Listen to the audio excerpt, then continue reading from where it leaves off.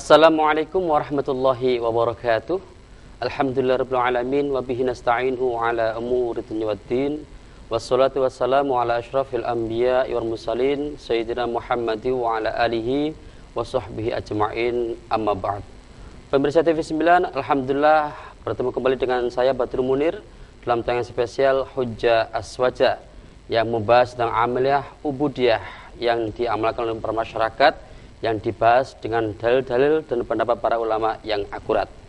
Pemirsa TV 9, perlu pemirsa ketahui bahwasanya Hujjah Aswaja ini adalah merupakan tayangan yang terselenggara atas kerjasama antara Aswaja Center, PWNU Jawa Timur, dan TV 9 Santun Menyejukkan.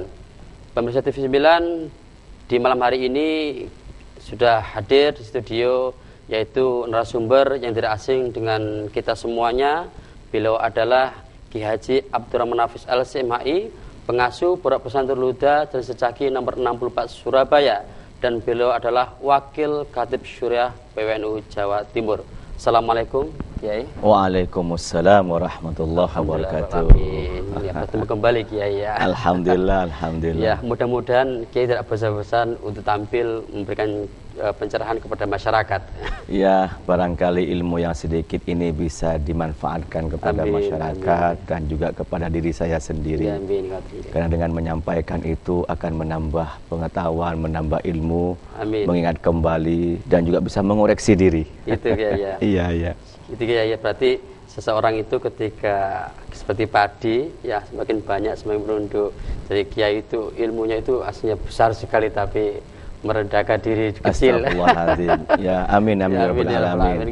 Amin. Jadi kita semuanya sudah tidak asing dengan Pak Kiai Nafis, dan mudah-mudahan Kiai Nafis diberi kesembuhan, ada beri kesehatan, kuat, dan mudah-mudahan bermanfaat. Amin ya rabbal alamin. Ya, pemirsa TV 9, pada malam ini kita membahas tentang topik yang tidak asing, permasalahan ini dalam keseharian kita. Dan ini juga perlu kita bahas di Hujjah Aswaja, karena ketika kita membahas ini, maka insya Allah permasalahan-permasalahan tentang topik ini akan mencerahkan hati kita, dan kita akan khusyuk dan kita mantap mengamalkan topik yang kita bahas ini. Topik apa itu? Yaitu adab ziarah kubur. Ya, adab tentang kita berziarah ke makam, baik makam ahli kubur kita yang mendahului kita, maupun makam atau kubur atau kuburan kalau kita mengartikan kuburan para waliullah atau makam para waliullah atau para anbiya atau makam umumnya. Maka kita nanti akan membahas tentang bagaimana adab ziarah kubur, dan juga nanti kita bahas tentang hukum-hukumnya. Ya, Kiai, ya. Sebelum kita membahas tentang adab ziarah kubur, memang terlebih dahulu kita bagaimana sih ziarah kubur ini, karena ada yang berpendapat seperti ini, Kiai. Ya. Mengapa kita itu ke ziarah kubur? Kita ziarah kubur. Kita kan sudah bisa berdoa di rumah, berdoa kepada Allah, mendoakan ahli kubur kita tanpa susah payah kita ke kubur atau makam. Lah, perlukah kita sebenarnya, Kiai, dan pentingkah kita ziarah kubur itu?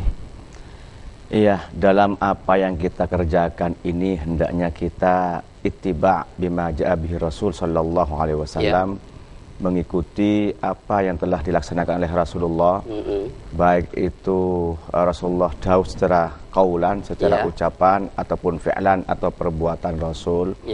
Begitu juga kita dapat melihat dari perbuatan para sahabat-sahabat as-salafus salih, yang beliau itu adalah mengikuti sunnah Nabi Muhammad sallallahu alaihi wasallam, dan begitu juga para ulama, para mujtahidin, dan para aulia setelahnya. Nah, dalam kenyataannya ternyata Nabi dan para sahabat juga para ulama itu tidak cukup hanya di rumahnya saja. Beliau melaksanakan ziarah kubur itu. Rasulullah sendiri sering berziarah ke Baqi, ke kuburan Baqi di Madinah. Begitu juga Nabi Muhammad itu setiap tahun itu minimal dia ziarah ke makam Uhud, ya, di mana tempat dikuburkannya para syuhada Uhud ketika perang Uhud. Begitu juga para sahabat berziarah ke kuburan, termasuk juga di Makkah dan juga di Madinah. Berarti ziarah kubur ini adalah merupakan hal yang dikerjakan oleh Nabi Muhammad SAW, begitu juga oleh para sahabat dan para ulama-ulama mujtahidin. Begitu, jadi tradisi ziarah kubur ini sudah dipraktekkan langsung oleh Rasulullah ya. Betul, betul. Memang awalnya Rasulullah itu melarang orang Islam itu untuk ziarah kubur karena beberapa hal. Pertama, budaya di zaman jahiliyah itu mereka punya budaya pemujaan kepada leluhur.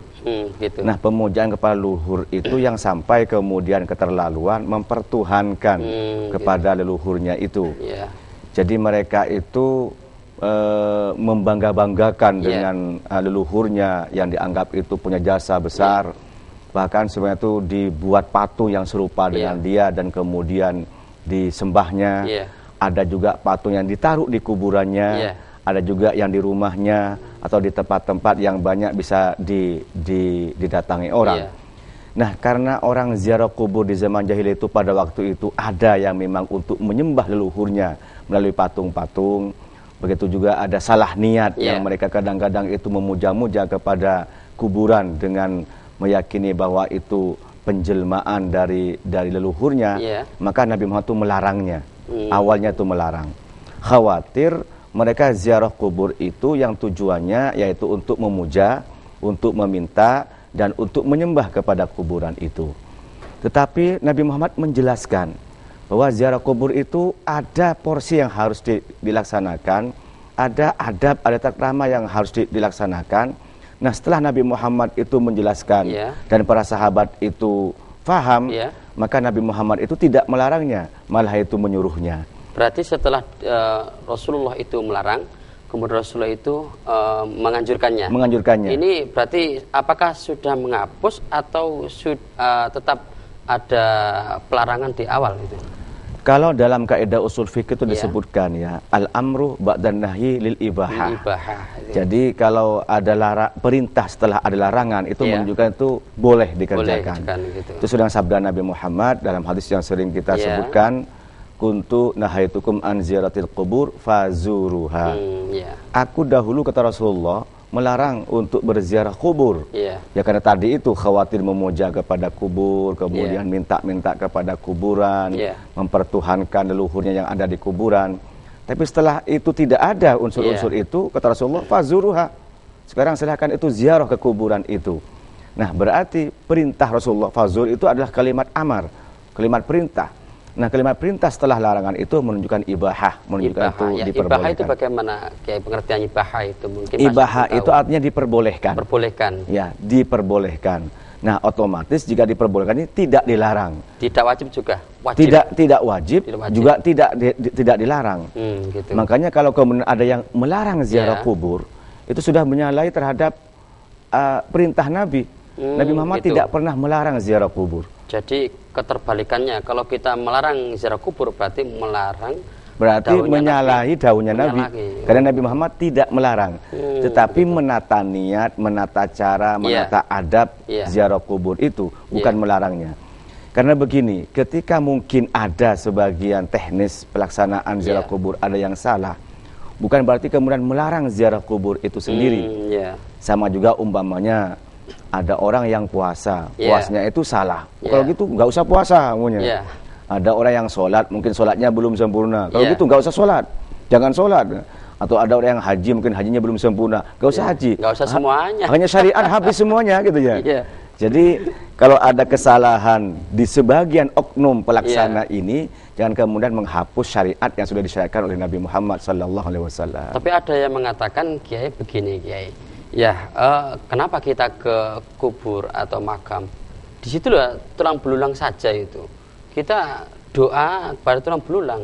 Pertanyaan saya ini, Kiai, kita berdoa di makbaro atau di makam, itu berdoa ke arwah yang ada dalam kubur atau arwah itu sudah ada di alam ruh, Kiai?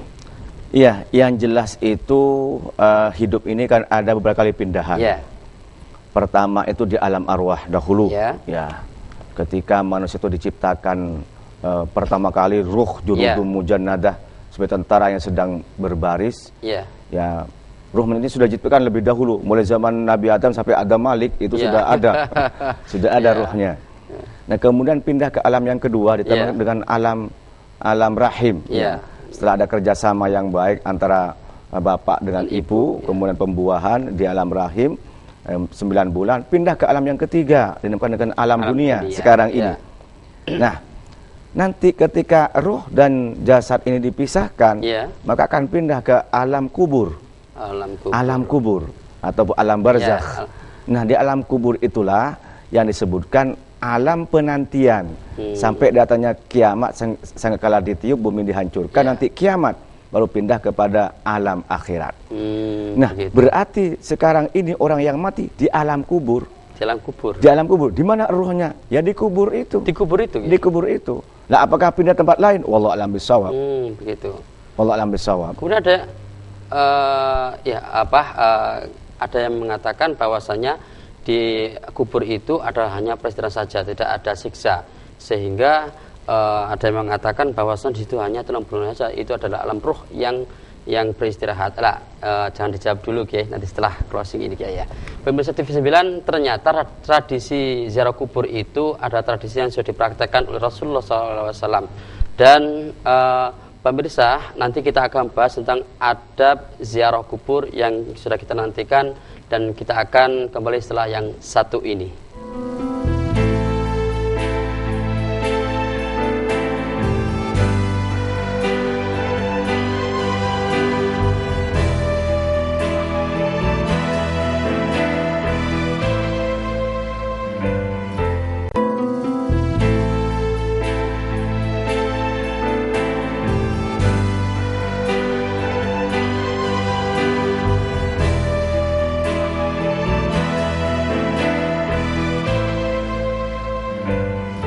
Pemirsa TV 9, terima kasih masih bersama kami di tayangan spesial Hujjah Aswaja. Tayangan ini terselenggara atas kerjasama antara Aswaja Center PWNU Jawa Timur dan TV 9 Santun Menyejukkan. Dan di malam hari ini kita membahas tentang adab ziarah kubur bersama Kiai Haji Abdurrahman Hafiz LC MHI.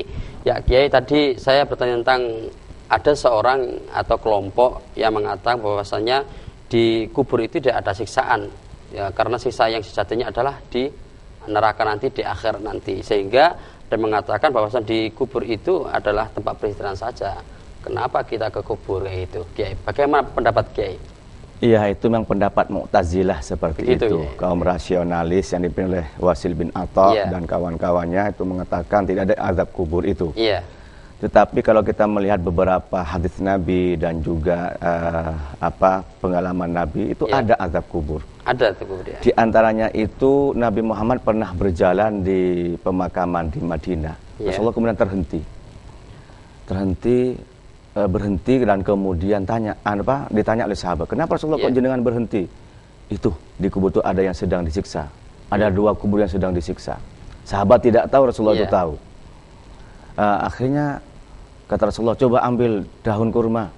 Diambil daun kurma itu, disobek jadi 2, ditancapkan di atas kedua kuburan itu. Kata Rasulullah, selama daun ini masih belum kering, maka bisa meringankan terhadap siksa yang ada di dalam kubur itu. Gitu. Sahabat tanya, kenapa Rasulullah kok itu disiksa? Rasulullah, yang satu ini suka namimah, suka mengadu domba, dan yang satu ini masalah najis, yang dia tidak bersih kalau dia menghilangkan najisnya. Itu disiksa di kubur. Itu juga Kiai bisa menghalang kita juga, dan bisa tersiksa itu ya. Betul. Ya mungkin maaf ketika buang air kecil, buang air besar nggak bersih, atau yang ibu-ibu ngepel di rumah tidak bersih, nyuci tidak bersih, itu mengakibatkan azab kubur itu. Ya Allah. Jadi ada azab kubur. Kemudian yang kedua juga doa-doa Nabi itu banyak. Waqina min azabil qabri, ya Rasulullah yang bermohon supaya dihindari daripada azab kubur. Nah, kalau Rasulullah itu berdoa supaya dihindari dari azab kubur, berarti kan ada azab kubur itu. Jadi masalah azab dan nikmat itu Allah sudah memberikan mulai di dunia ini. Di dunia sudah ada yang diberikan nikmat, sudah ada yang diberikan azab oleh Allah. Jadi bukan yang diperdebatkan di kubur saja, tapi di dunia ini juga. Di dunia sudah ada, di kubur juga ada, tapi azab dan siksa atau nikmat yang paling utama nanti di akhirat. Begitu. Ya, berarti siksa kubur itu ada. Ada, kalau tidak percaya nanti mati dahulu. SMS kita. Kalau nggak ada siksa kubur, SMS. Iya. Kemudian Kiai tadi mengatakan bahwasanya ziarah kubur itu hukum ibahah. Kalau ibahah itu diperbolehkan, berarti apakah di dalamnya itu tidak ada pahala, Kiai? Kalau kita berziarah kubur sama dengan tidak berziarah kubur, jadi nggak ada perbedaannya, Kiai? Begini, itu pertama munculnya hukum ibahah para ulama itu memahami dalam metodologi usul fikih. Al-amruh ba'dan nahyi lil ibahah, kan begitu. Bahwa kalau ada teks hadis yang perintah setelah larangan itu maka memunculkan hukum itu ibahah, mubah, boleh, begitu ya. Dan tidak ada satupun ulama-ulama mujtahidin yang mengatakan haram ziarah kubur. Tidak ada yang melarangnya. Nggak ada. Yang itu nggak ada yang melarang. Jadi ibahah itu hukum asal. Tetapi hukum ibahah mubah itu jika diisi dengan amal soleh, dengan diniatkan yang baik, maka di situ akan mendapatkan pahala. Gitu. Sama juga kita makan. Makan. Makan ini kan mubah. Mubah. Boleh makan, boleh tidak makan, boleh. Tapi ketika kita itu makan, diniatkan itu karena Allah. Supaya kuat dia melaksanakan ibadah, supaya nanti dia kuat melaksanakan tugas pekerjaan, menjadi pahala karena niatnya.